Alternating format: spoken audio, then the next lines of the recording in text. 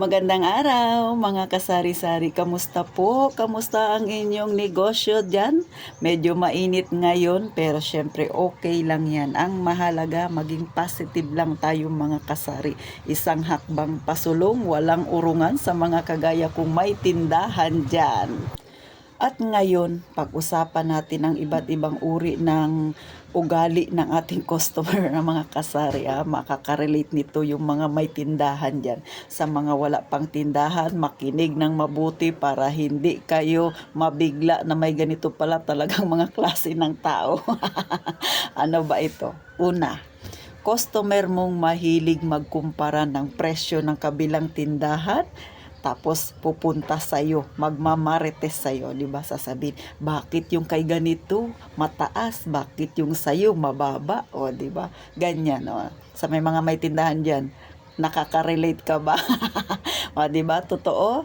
O, meron pa tayong customer na sisiraan yung kabilang tindahan. Magmamarites, mga bandang tanghali yan, pupunta sa tindahan mo. Ano ba yung kabilang tindahan? Ganito yan, ganyan. Ikaw na nanahimik ka sa yung tindahan na wala kang kaalam-alam ukol sa sekreto na binabanggit niya sa kabilang tindahan, nagkaaroon ka ng kaalaman. Sabihin na natin totoo yung sinasabi niya against doon sa kabilang tindahan, yung lihim ng kabilang tindahan, tapos iminarites niya sa inyo. O, di ba? Nalaman mo na. Number 1 mong gagawin, huwag kang magko-comment. Bakit? Sigurado ako, ang gusto lang niyan, makautang sa'yo, Sisiraan yung kabilang tindahan, si ganito, si ganyan.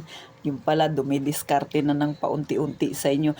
Sa umpisa lang yan, magmamarites yan, Tandaan mo yan. Tapos araw-araw gaganyanin ka na. Ikaw naman walang kaalam-alam, comment ka dyan. Ang mangyayari niyan, mauutangan ka. At ang pinakamasaklap, sa totoo lang, pagkaalam niyang palagay na ang loob mo, kinatapusan yan, pag bumalik yan doon sa kabilang tindahan, ikaw naman ang pagkukwentuhan nila. At ang mangyayari niyan, ikaw ang nagmarites sa kanila, sa kanya, o di ba? Mahirap yung ganyang customer, mahirap pakisamahan, sala sa init, sala sa lamig, o di ba?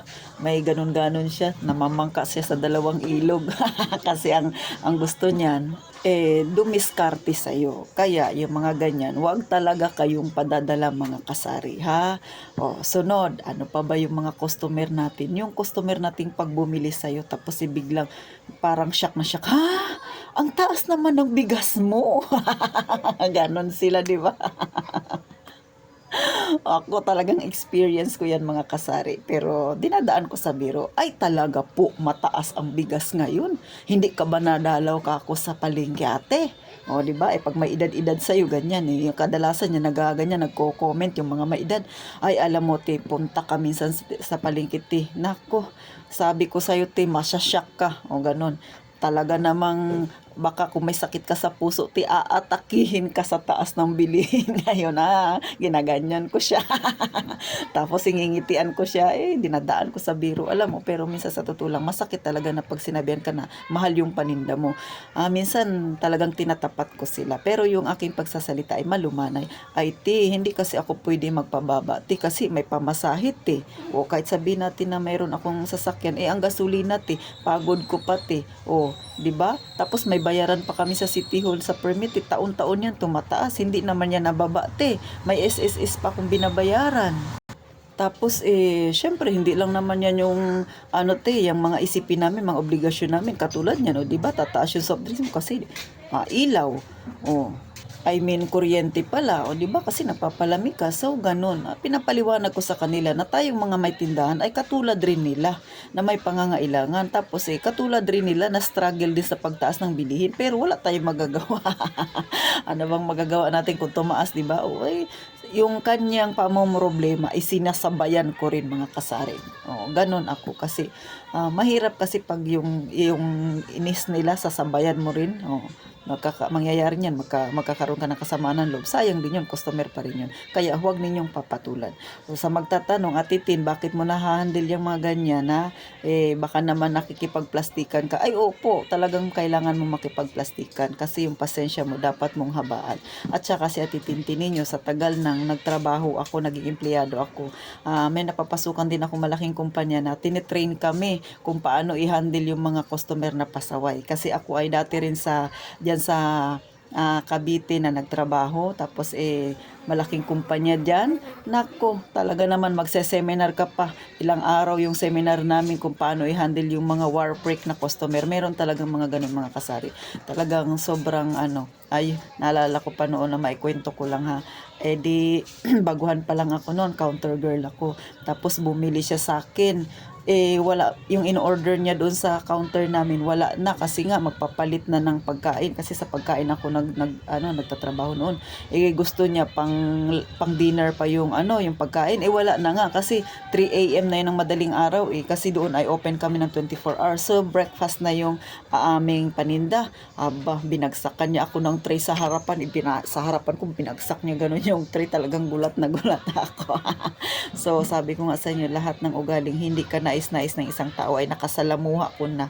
Kahit minsan nga yung mga foreigner na nakasalamuha ko noon, mas mabait pa sila kaysa sa kapwa natin Pilipino. Pero syempre naikwento ko lang mga kasari. So ganun na nakita yun ng aming manager, kaya kami ay pag pumapasok ka doon, nagkakandak talaga sila ng orientation, tapos marami pang mga seminar kasi titingnan kung hanggang saan ang yung pasensya, kasi hindi mo sila pwedeng patulan as long as hindi ka sinasaktan. Okay lang yan, pasok sa kabilang tayo labas. So nai-apply ko yan siya na ngayon may tindahan na ako, kaya sinishare ko rin sa inyo kung yung mga customer natin, kung marunong silang magdrama, si Ate Tintin kaya niya yan lusutan. Kasi sa totoo lang mga kasari, ayokong dagdagan pa yung bigat ng damdamin nila. Naiintindihan ko naman yung iba, yung parang nasya-shock sila kasi tumaas yung bilihin. So, ganun. Pero kung papatulan mo kasi sila, syempre customer pa yan. Ano pang mga customer na meron tayo? Yung pagbibili, laging kulang yung pera nila. Kulang ng piso, kulang ng dos. Pero pag bumibili naman doon sa kabilang tindahan, insakto. Pero bakit sa'yo laging kulang? Kaway-kaway sa mga may tindahan dyan. 'Di ba? Minsan binibiro ko yan sila mga kasari, dinadaan ko sa biro yung inis ko, sinasabi ko, ginagawa mo akong Bombay, hindi naman ako hulugan, tindahan ako, hindi ako nagpapautang. Ngiti sila sa akin. Minsan sinasabihan ko na, ikaw naman lagi ka nalang kulang bumili, subukan mong bumili kaya sa palengke na kulang ang pera mo, pagbibigyan ka ba? Pero syempre dadaanin ko siya sa biro, so ngingiti siya sa akin, ganun. Minsan kaya pag bumili siya sa akin, kompleto na. Ganun mga kasari. Pero minsan talaga, may mga tao talaga na sabi natin may pagkadungol talaga. Hindi mo yan mapiplease yung mga ganyan. Kaya, wala tayong magawa kay customer natin yan. So, sabi nga natin, pahabaan ng pasensya talaga sa tindahan. Kaya sa mga nag-iisip dyan na magkaroon ng tindahan, pag-isipan nyo ng maigi. Handa ba yung loob ninyo at mahaba ba ang inyong pisi, ang inyong pasensya sa mga ganyang klaseng customer? Diba? Pag sinabi nyong handang-handa na, so migi ka na. At yung mga sinasabi ko sa'yo na uri ng customer, mararanasan mo yan. So, paano mga kasari? Nangiti ba kayo sa iba't ibang uri ng mga customer natin? Abay, marami pa yan sila. Pero hindi na ni Ate Tintin itatapik yung mga ganyan lang ha. Basta ang mapapayo ko lang sa inyo, kung ma-encounter nyo yung mga ganyan, lalo na yung mahilig maghatid lumapit na customer, huwag kayong makikisali sa kanilang maritisan. Doon lang tayo sa negosyo natin, yung goal natin na payaman-yaman, hindi naman payaman, di ba? Wala tayo kasi di tayo mayaman. Isang hakbang pasulong para umangat yung buhay. Doon tayo. Hindi yan makakatulong sa atin yung mga ganyan. Bagkus makakasira yan at saka magkakaroon ka ng kasamaan ng loob. Kaya doon lang tayo sa goal natin. Dito lang tayo sa ating mundo, sa ating negosyo, mga kasari. So, paano? May natutunan ba kayo kay Titintin? Napangiti ko ba kayo? O lalo kayong napakunot ang noo? Ano ba yan si Titintin? Ano ba yung binabanggit niya na mga yan? Oh, sa mga hindi pa naka-like at saka subscribe, pasuyo naman mga kasari. Palambing na lang sa inyo. Lambing na titintin. Oh, isang ganun nyo lang, di ba? Subscribe na kayo. At saka sana wag kayong magsawa na suportahan at saka panuorin ang channel na titintin. May katatawanan, may mga real talk tayong pinag-uusapan ha mga kasari. Pero syempre, ang gusto ni Ate Tintin ay lagi lang tayong good vibes. Wala tayo dun sa yung nagkakaroon tayo ng sama ng lubog nan. Kasi mabigat yan sa dibdib. Mahal na nga yung mga bilihin. Dadagdagan pa natin yung mga iniisip natin. Marami na nga tayong mga bayarin. Di ba? So, thank you po ng marami sa inyo. Sana napangiti na naman kayo natitintin. At eto, ang inyong pambansang tendera, si Ate Tintin, na laging nagsasabing mag-iingat kayong palagi, mga kasari.